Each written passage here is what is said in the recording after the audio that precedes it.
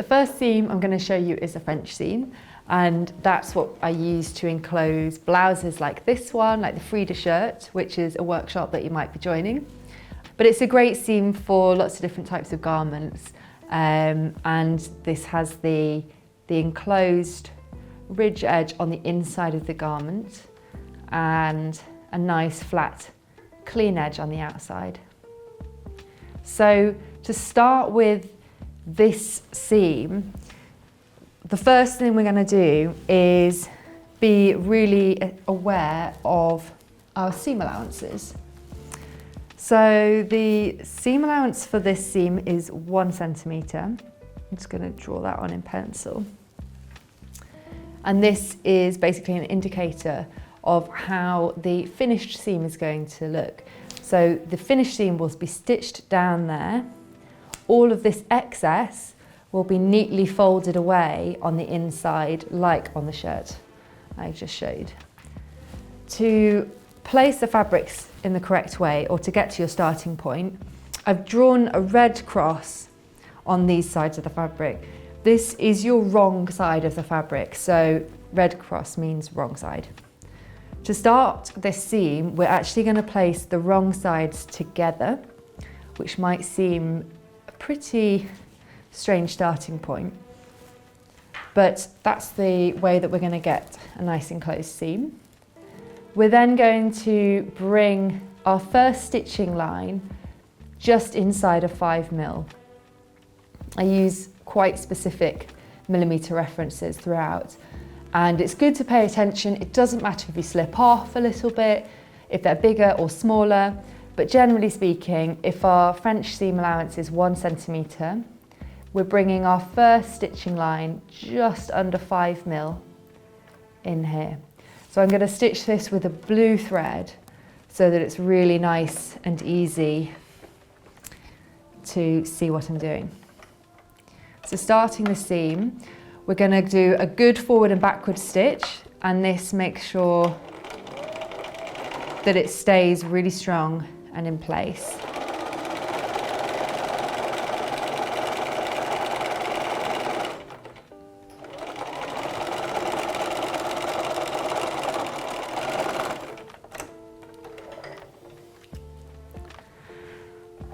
This is the first stitch line, and that's in at about 0.4, I think, down that edge. The next stage we're going to do is through pressing, but just to show you what this looks like on the first stage, this is the right side of the fabric, and the messy seam is facing the outside of the garment, which does seem wrong, but that's the first stage. Okay, so to press the French seam into place, all you're going to do is bring the seam on the side nice and flat like that. So on the other side, this is our wrong side, we've got a nice flat edge. We're then going to fold this over so that we're folding it in half like so, and just give it one more steam along this edge like that.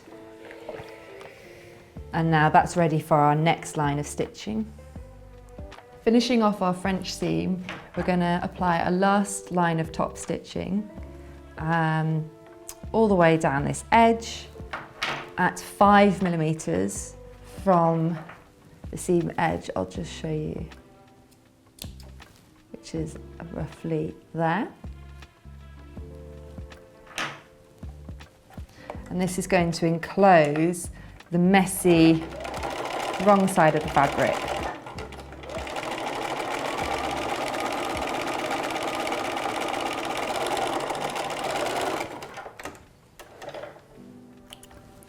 So this is our wrong side, and the seam is now on the wrong side instead of the right side, and we've got a really nice, clean, finished seam down there.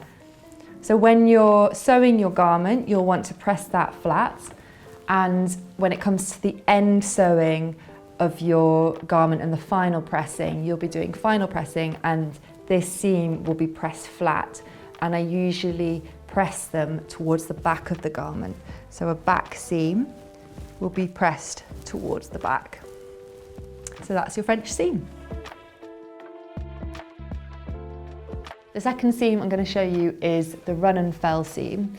Just to start off, please take note of your pattern, which will give you the correct notches for your seam allowances. If you're sewing the overshirt pattern from our workshops, this is a run and fell seam, and you will have 1.5 seam allowance on this edge. This edge will be the front of your garment. Front side is always the larger side.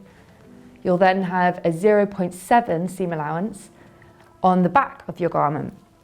So putting these, just to snip those two notches together, this is going to be our sew line, 1.5 from that edge, which is 0.5 from that edge, and that's the line that we're going to take down to begin with. Again, really important, every time you start a seam, to do a forward and backward stitch at the beginning and at the end.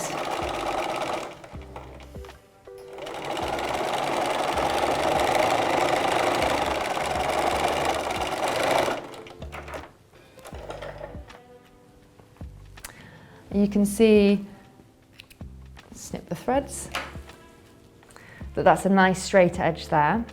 And we've got one edge slightly bigger than the other, and this is going to be formed into the flat seam through pressing, which is the next stage.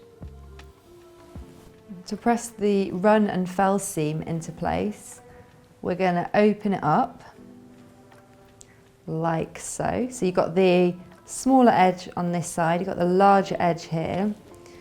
You're going to flatten the larger edge against the smaller edge and give it a good press. Always making sure that you're pulling out the edges and that fabric isn't getting bunched up and creased under there like that. You want to make sure you've got a nice flat edge like that and everything is hitting the ironing board and not getting creased. So press along like that.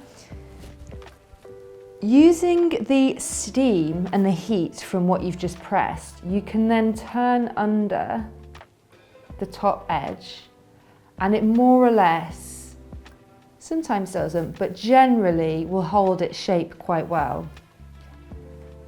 And just fold that under all the way along, turn it around, you can get a nice view.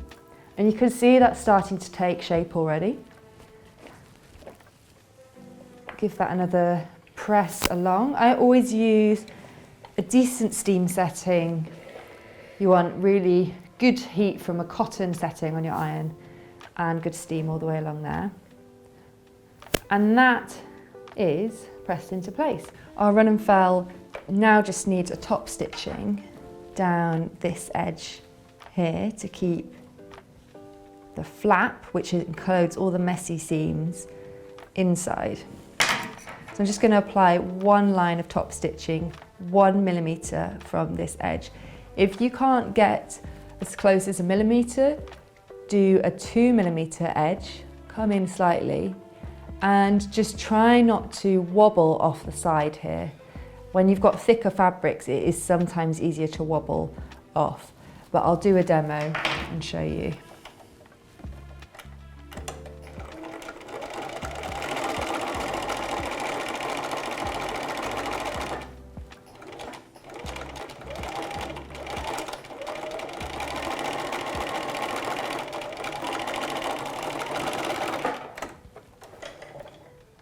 So I've done a few things with this line of top stitching. The first half shows a 1 millimetre top stitch, looking really neat down that edge there. I then did a wobble off the side on purpose, just to show that if you're not quite sure you can get that close and you do push it, it's not really worth it because you end up with wobbles like this, and it does mean that you have to go back and unpick. So if you're struggling with accuracy there, which it takes a long time to build up a level of confidence and accuracy, I would be perfectly happy to do a 2mm top stitching down this edge, like at the bottom there, which looks just as neat and it's a bit easier for beginners. So there's something that you could start with there and then build up over time with practice with a 1mm top stitching along the edge. The next seam that we're going to do is an overlocked seam, which you can then top stitch after. And this will be mostly used on the trousers. So the outside of your trouser leg will be overlocked on the inside. And then with an additional top stitching applied to the top, like so. It's not 100% necessary to have an overlocking machine to do overlocking. I think it's perfectly fine to use a zigzag stitch on your machine. You can go with your standard zigzag setting. If it's a manual, you want it kind of midway between really wide and really narrow, and then fairly short. We're not going for a really long zigzag stitch. We want it fairly short. So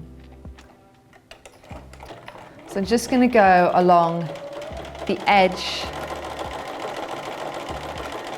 of my seam, which is already sewn.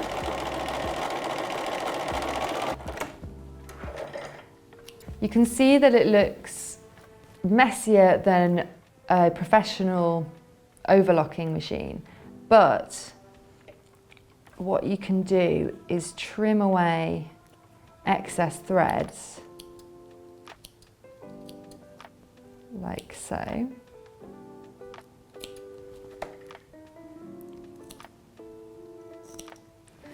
And what you're left with is a seam that's actually perfectly usable and functioning, and that shouldn't fray much further even if you're putting the garment through the wash. So that's my cheats overlocking. We can then press this open and apply a top stitching. Our cheats overlock just needs a very simple pressing, flat like this, and then you can apply your top stitching to the right side of the fabric, which we'll do in a second. Our cheats overlock just needs one line of top stitching to finish. This is decorative and it does strengthen the seam as well. If you've got a fabric that you feel like is a little bit weak and it could pull, especially if you're using it for trousers, I would definitely strengthen it with a top stitching. So we're just going to come along the outer edge of the seam and basically just follow all the way down along the outer edge.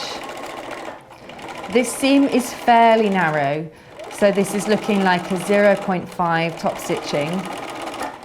Sometimes it's nice to aim for 0.7 top stitching.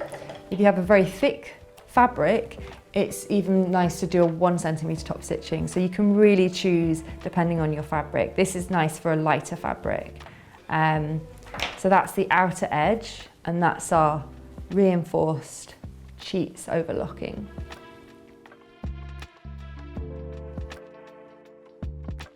The last seam that I'm going to show you is the binding edge here. This is a really nice finish for little details of the garments, and you can choose a contrasting fabric, which often looks quite nice. So I'm going to choose this blue stripy fabric to create my binding from, and we're going to cut this on the bias. The bias is the fabric on the diagonal, which gives it a little bit of stretch. So the straight side of the fabric doesn't have much stretch either way, but the bias is really stretchy and bouncy. And that gives us a little bit more movement with the binding to go around curved seams and get a really nice finish without too many creases. We're going to use a 4 centimetre binding, on this seam. So using a ruler, just mark out your 4 centimetres.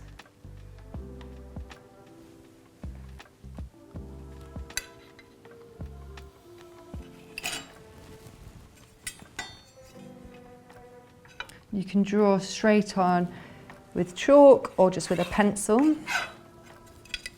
So then I'm going to cut along the edge of this binding. Ooh.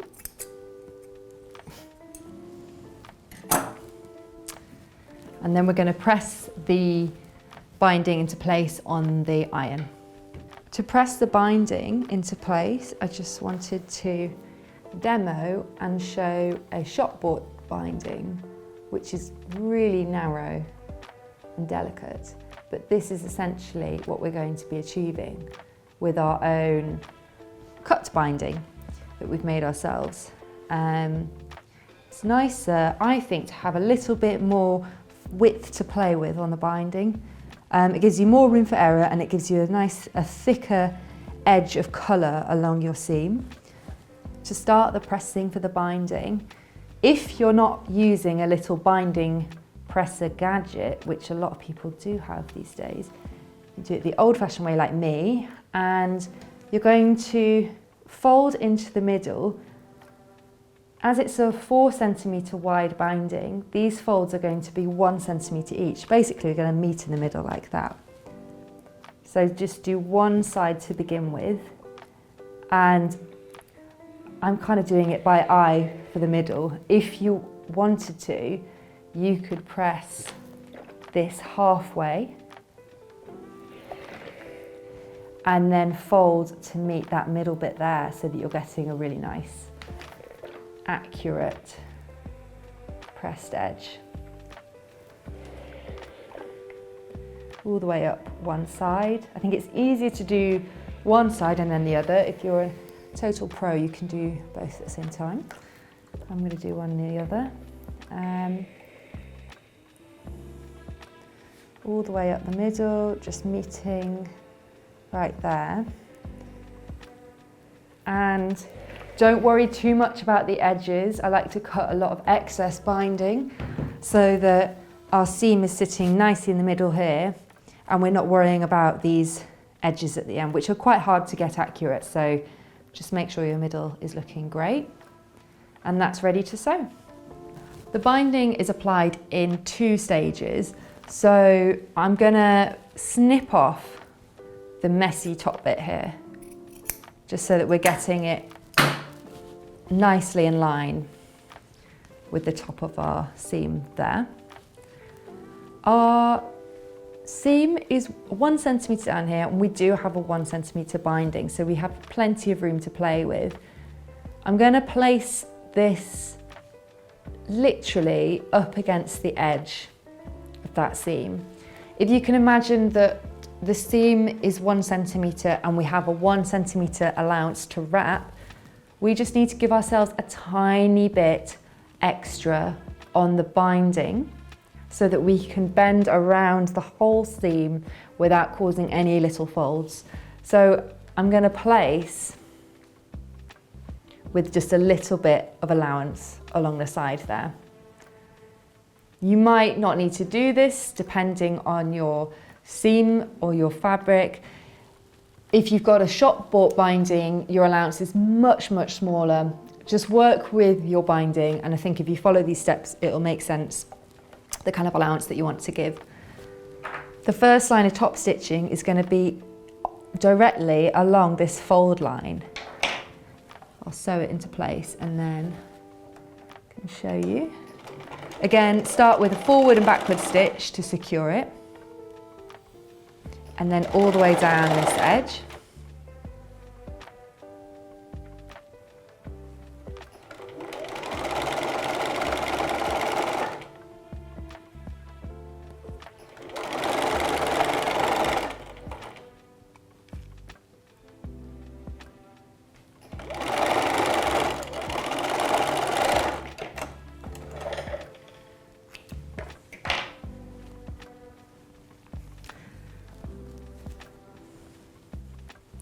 So that's the first line of top stitching there. And if we pull it away, you can see it's just sitting outside of our initial top stitching line, which is the seam. So we've got the seam stitching, and then on the seam allowance, this is purely decorative and it's not to strengthen, so you don't want to interfere with the actual seam stitching. To finish off this binding, we're going to wrap it around the side of the fabric like this. And what I do is I tend to work from the other side now. So I'll snip the other side to get that nicely lined up. And then using this pre-folded allowance, place it along there, and we're going to do a 1mm top stitch along that edge.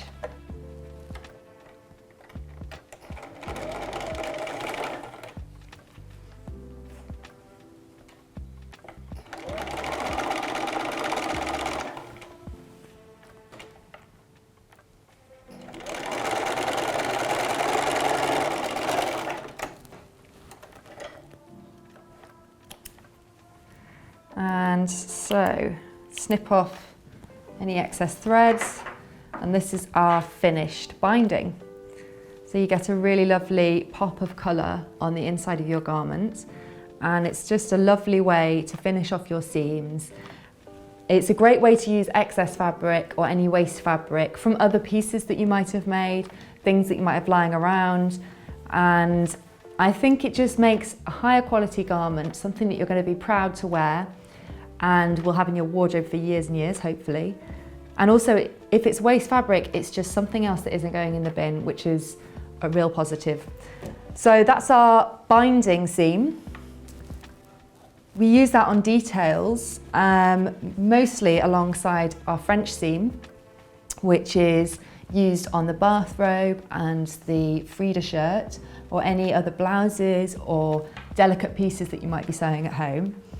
Our run and fell seam, which is a little bit more workwear, a bit more utility, really strong seam, nice to use on denims, on twills, cottons as well, any kind of workwear type fabrics. And then our cheats overlocking with a bit of reinforcement on the end there. If you have a real overlocker, even better, but you can always just use a zigzag stitch. So I would get practicing if you wanted to improve your skills.